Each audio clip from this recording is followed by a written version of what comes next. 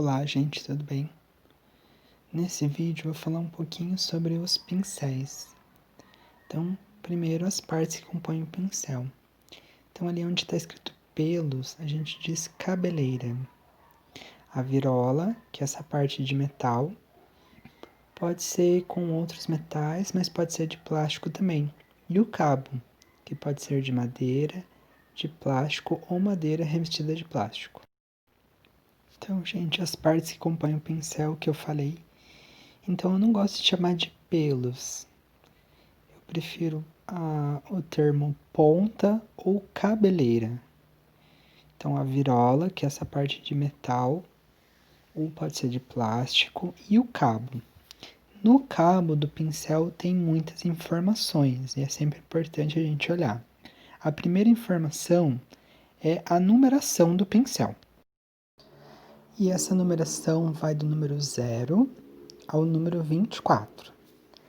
Lembrando que sempre são números pares, então 0, 2, 4, 6, 8, até o número 24. Os pincéis de número 0 são os pincéis mais fininhos. Então a gente tem o 0, 2 zeros, 3 zeros, 4 zeros, 5 zeros e 6 zeros. Dependendo da marca, eles podem usar uma outra nomenclatura, que é, por exemplo, pincel número 0. É 1/0. Barra invertida, né?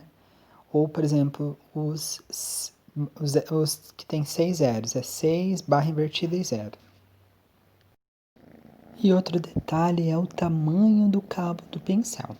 Então, nós temos pincéis de cabo curto, que são para pinturas que são feitas na mesa, são feitas próximas da mão. Então, aquarela, pintura em porcelana, guache. Temos pincéis de cabo longo, que são já para pinturas em cavalete, por exemplo. E esse pincel é um cabo extra longo, uma trincha extra longa. Então, são para murais, painéis. Então, outros tipos de materiais, temos a trincha, o rolo e os pincéis, que é o nosso assunto de hoje. Outras informações que a gente encontra no cabo do pincel é o número de referência. Já vou explicar mais para frente o que significa isso. E outra informação que a gente encontra é o tipo de cabeleira que o pincel tem. Então, o número de referência, gente, ele vai falar sobre qual o tipo de pincel que a gente tem. Então, nós temos aqui por exemplo, um pincel com a virola redonda. São os pincéis redondos. Um pincel com a virola chata são os pincéis chatos. Então, esse número de referência ele tem a ver também com o formato da cabeleira e da ponta que o pincel tem. Então, nós temos divididos em duas famílias, os pincéis chatos, aqui está escrito pincéis planos, mas é pincel chato. Então, chato longo, plano, quadrado, chato curto, língua de gato, chanfrado, leque, trincha, trincha longa e o pelenessa. São os mais conhecidos dos pincéis chatos. Os pincéis chatos são usados para espalhar a tinta em áreas maiores. Já os redondos são para detalhes. Para os redondos, daí nós temos redondo curto, redondo, redondo longo, ponta chata, chanfrado, pituá, brocha e garfo. Vou mostrar alguns pincéis aqui. Dos chatos, nós temos o plano. Vejam que a cabeleira dele é mais longa. Alguns movimentos que a gente pode fazer com ele: paralelo, crescente, curvo, triangular, misturando duas cores e usando a ponta dele. Então, esse pincel plano, ele é da família dos pincéis chatos. Ainda na família dos pincéis chatos, a gente tem o língua de gato, que é um pincel também bem versátil. Nós temos o chato, que é da família dos chatos, e o pincel redondo, que é para detalhe, linhas, traços. Então aqui eu vou mostrar alguns outros formatos de pincel. Então, chanfrado, da família dos chatos, Esse fan, em português, é leque o nome. Fan hack é quando as pontas elas são mais, não são tão uniformes, não são iguais. Pata de vaca, ele é dos pincéis redondos, chanfrados, e o pata de viado. Eu achava que não existia esse pata de viado, mas tem mesmo, tá correto esse nome. Tá? Outros que a gente pode ver aqui e os movimentos que eles fazem. Olha aqui, chato plano, chato hack, adaga, pituá. Então o número de referência, ele não tem a ver só com o formato da cabeleira do pincel, mas ela tem a ver com os tipos de cabeleira do pincel, que são 3. A primeira é as cerdas, que geralmente são os pincéis de cabo amarelo. São cerdas, elas são dos pelos das costas do porco. Então elas são mais ásperas e menos macias. Então esse pincel, tem muita gente que diz que ele é um pincel escolar, mas na verdade não, ele é um pincel que pode ser usado tanto para tinta óleo, porque daí ele aguenta, ele é resistente ao solvente da tinta óleo, quanto pode ser usado para tinta acrílica.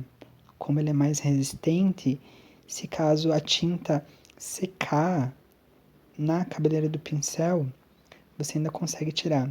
Então ele é um pincel coringa, ele serve para as duas técnicas, tanto para tinta óleo quanto para tinta acrílica.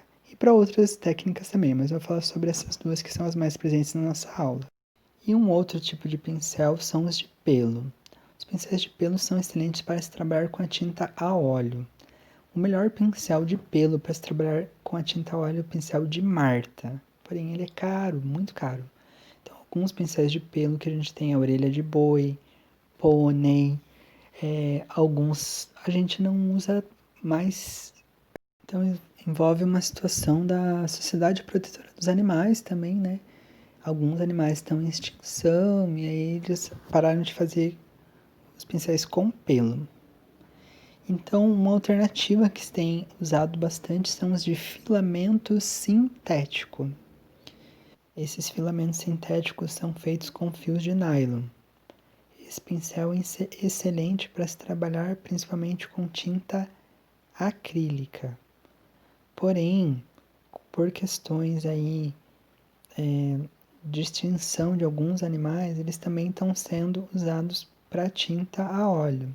Mas dependendo do nylon, ele às vezes não resiste muito tempo à química do solvente do óleo, mas a tendência é que eles sejam usados para o óleo também. Aqui a gente vai ver alguns artistas e como eles trabalham os pincéis. Esse é o James Lewis.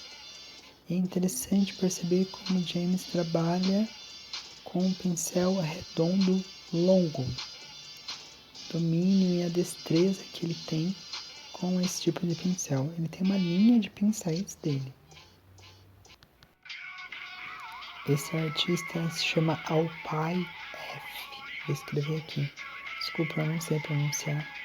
Mas o interessante é como ele trabalha com um pincel chato, curto.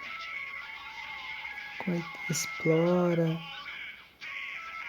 a lateralidade do pincel. E ele faz boa parte dessa pintura só com esse pincel. Veja como ele consegue detalhes, né? Áreas em que a gente quer um traço bem preciso, e ele trabalha com tinta a óleo.